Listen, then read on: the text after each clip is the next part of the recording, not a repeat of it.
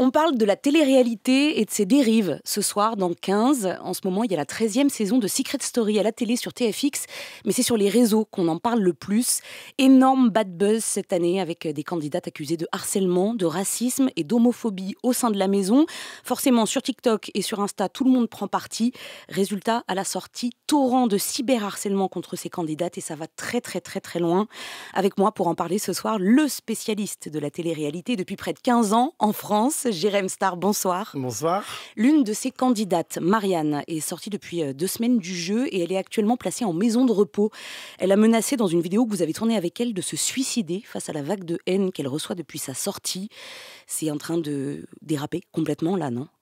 Ah bah oui, complètement, d'autant plus qu'on c'est le retour de Secret Story, mais c'est aussi un grand changement de public et de moyens de consommer cette télé-réalité, puisqu'aujourd'hui, les réseaux sociaux font la loi. Et si les internautes ont décidé que le programme ne leur convenait pas et que ce qu'ils y voyaient à l'intérieur, ça n'allait pas, et ben forcément, ça part en live. Et c'est vrai qu'on a eu cette année des gros problèmes, notamment avec le live, pas forcément dans les quotidiennes, mais plutôt le live, où il y a eu des propos, effectivement, qui ont été tenus par plusieurs candidats qui s'apparentent effectivement du racisme, à du harcèlement et qui ont été vivement dénoncés sur les réseaux sociaux. Ça semble surprendre tout le monde, alors pourtant ça existe, ce genre de comportement, c'est même constitutif du genre de la télé-réalité depuis des années.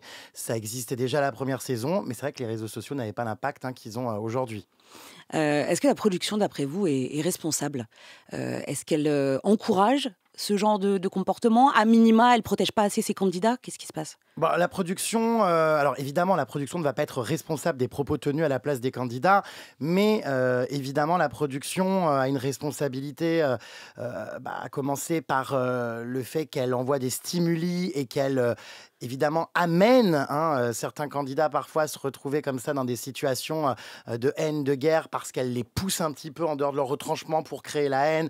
Et puis, avec les missions secrètes dans Secret Story, c'est une manière aussi pour la production d'aller foutre la merde, mais de se dédouaner en disant « mais c'était une mission ».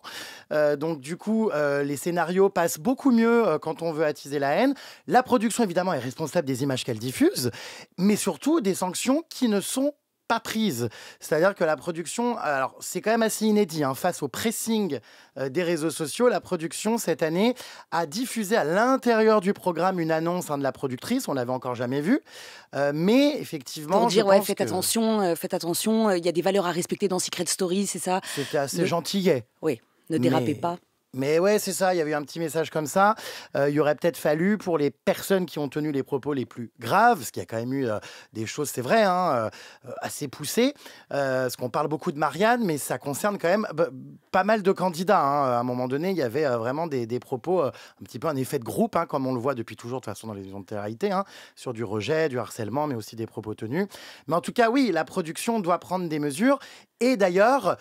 Personne ne le sait, mais il y a eu des avertissements que la production a donnés, notamment, si mes informations sont bonnes, on le saura quand les candidats sortent, mais notamment à une candidate qui s'appelle Constance et à une autre personne, mais je ne sais plus qui.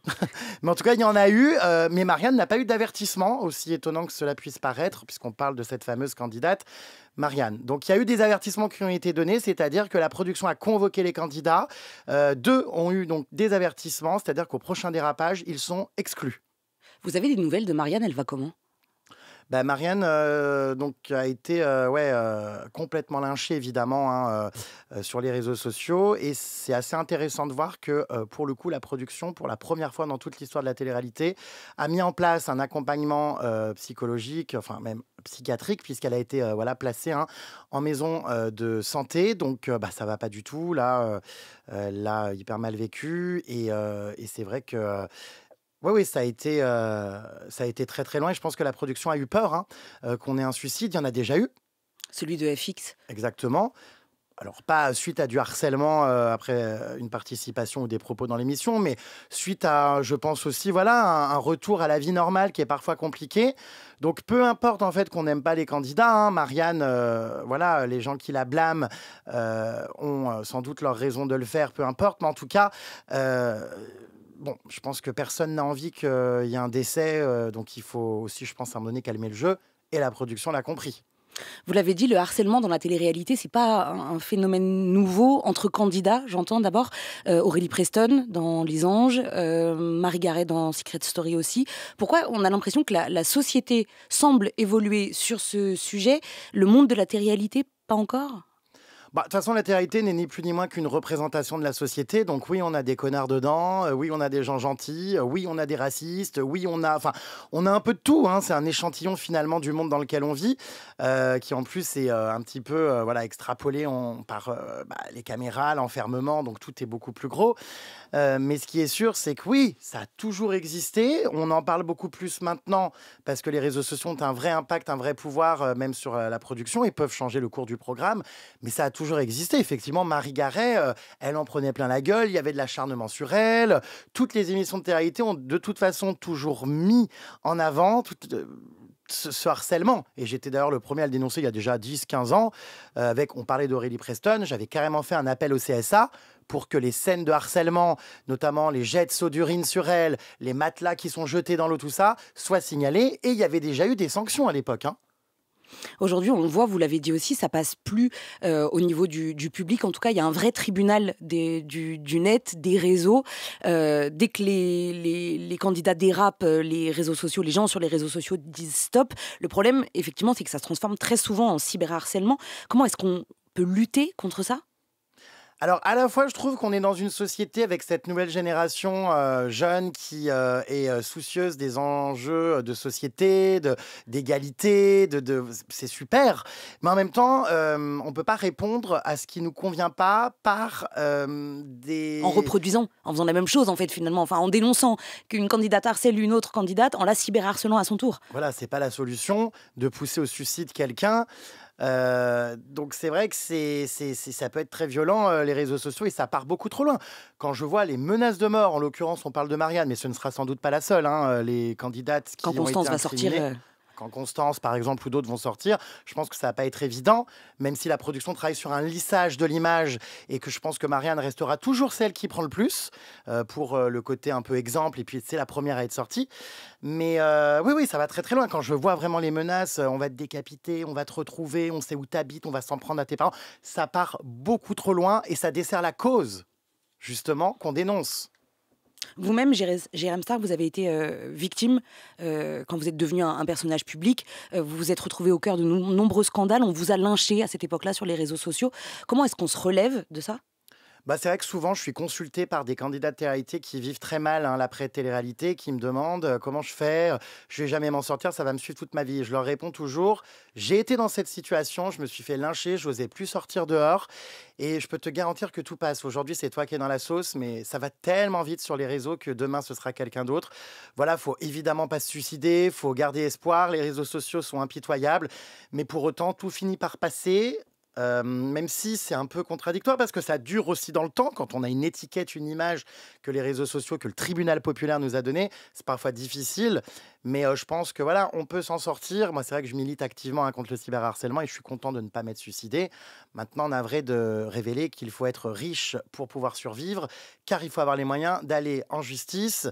Et faire des procès, ça coûte extrêmement cher. Donc je comprends qu'il y ait des gamines qui ne sont pas assez armées, qui finissent par se foutre en l'air. On vous reproche aussi, qu'est-ce que vous répondez aux gens, Jérém Star, qui vous reprochent de faire votre business un peu sur sur la détresse, on en parlait de Marianne, sur cette culture du clash, du trash dans la télé-réalité? C'est quoi votre réponse? Non, du business, non. Enfin, je pense que comme tout le monde, je suis pas bénévole. Je travaille, donc encore heureux que je sois rémunéré pour. Je pense qu'il faudrait peut-être réfléchir à la production de Secret Story, qui, je pense, s'en fout bien plus les poches que moi sur la détresse et le merdier que ça peut remuer. Non, je travaille, je fais des investigations, des reportages, des interviews, et jusqu'à preuve du contraire, je vais pas le faire à perte. Donc, encore heureux que je gagne ma vie en faisant ça, mais pour autant, il y a bien des fois où je renonce à des sujets qui pourraient me rapporter un max de fric, mais qu'éthiquement parlant, je ne me sens pas de faire, ou que... Voilà, aujourd'hui, je suis plus vraiment dans ce milieu à 100%. De temps en temps, je vais m'emparer de certains enjeux, certains débats qui m'intéressent, parce que j'ai toujours cette mission aussi d'accompagnement des gens qui vivent mal l'après-télé, et de faire un petit peu le travail que certaines productions ne font pas quand je retrouve des gamines en larmes, ou des gamins, enfin bref, des jeunes. Mais globalement, j'ai quand même pris beaucoup de distance avec ce milieu et je vous cache pas quand même que ça fait du bien parce que c'est quand même un sacré milieu de tarés et que je crois que c'est moi qui vais finir en maison de santé si vraiment je fais ça tous les jours. Vous avez annoncé récemment que vous étiez sur un énorme coup. Vous avez découvert, vous avez dit, le plus gros scandale du monde de la télé-réalité. Vous n'avez pas voulu en dire plus. On, on vous repose la question. De quoi il s'agit? Non, je peux pas prendre la parole pour la personne. Ce sont des faits extrêmement graves qui voilà, sont actuellement en cours avec la justice et la police. Il s'agit d'une personne très médiatisée, d'une grosse émission voilà, sur TF1, qui le révélera, qui en parlera quand elle le veut, mais c'est tellement grave. On parle pas de coucherie ou c'est terrible à dire, ni de drogue, c'est devenu tellement commun dans ce milieu. Non, non, on parle de choses bien plus graves, des choses qui sont, je pense, parmi les plus immondes qu'on puisse vivre. Voilà, c'est pas du tout à moi de le dire. J'ai expliqué en fait que je refusais de m'emparer parfois de certains sujets. Parce que je crois que j'ai plus forcément les épaules non plus pour tout gérer. Et que, encore une fois, c'est pas à moi. Mais il y a des gros scandales, évidemment, qui se produisent dans le milieu de la télé-réalité, qui vont arriver, et puis qui arrivent finalement depuis toujours. C'est pas nouveau, hein, c'est encore une fois de plus, une représentation de la société à l'écran, mais avec des vrais problèmes qui existent dans le monde réel. La télé-réalité, on le sait, ça a rendu des personnes millionnaires, Nabila, Jessica Thivenin. Ça a aussi brisé des vies. On a parlé de FX, on peut parler aussi évidemment de Loana.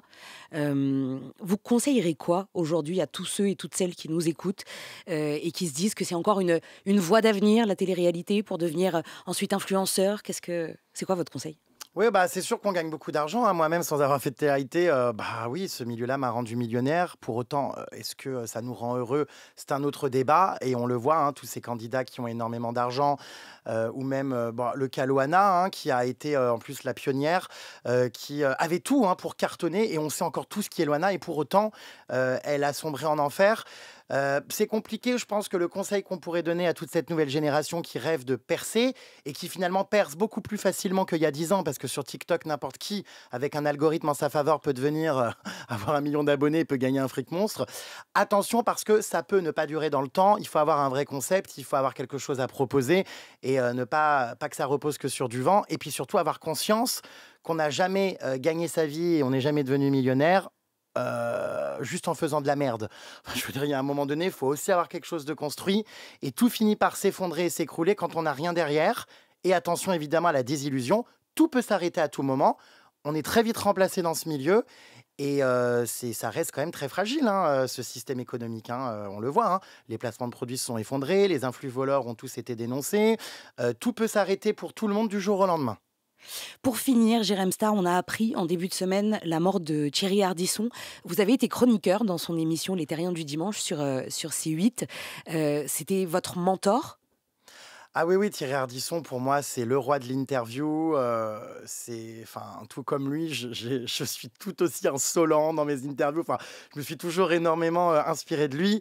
C'est incroyable ce parcours, franchement. Bon, certes, aujourd'hui, il y a des choses qui ressortent qui ne se font plus aujourd'hui. Même pour moi, à mes débuts d'ailleurs. Enfin, on est dans une époque qui évolue, mais en tout cas, à son époque, c'est incroyable le nombre de gens qu'il a eu en interview. Et j'ai été vraiment ouais, très attristé par sa disparition à laquelle je ne m'attendais absolument pas. Et il a apporté énormément de choses. Je pense même qu'il a créé la télévision dans le secteur de l'interview, tout ça. Enfin, c'est...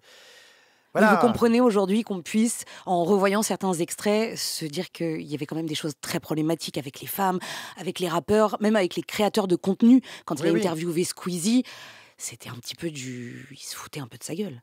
Bah, c'est sûr que voilà, les époques évoluent, les mentalités, les combats aussi. Il y a des vidéos, des interviews qui ressortent qui, dans un contexte qui est celui d'aujourd'hui, bah, c'est sûr que ça passe moins qu'avant. Et moi, c'est pareil, hein, quand je regarde des vidéos de moi il y a 10 ans, de la manière dont je menais mes interviews, ouais, Vous referiez ça pas va pas. pareil. Je referai pas pareil. C'est vrai que le monde évolue, mais je pense que il faut trouver un juste milieu, mais ça faisait quand même du bien. Hein, cette époque où on pouvait quand même faire des vagues et dire merde quand on avait envie de le faire. Je pense qu'il y a un juste milieu à trouver parce qu'aujourd'hui, on est quand même aussi, je trouve, à contrario, dans un monde un peu aseptisé où tout fait trop de vagues et où on ne peut, pour le coup, plus rien dire, tout court. Donc, ça s'agirait de trouver un juste milieu quand même. On va finir là-dessus. Merci beaucoup, Jérém Star, d'avoir accepté l'invitation de 15 sur Move. Très bonne soirée et à bientôt. Au revoir.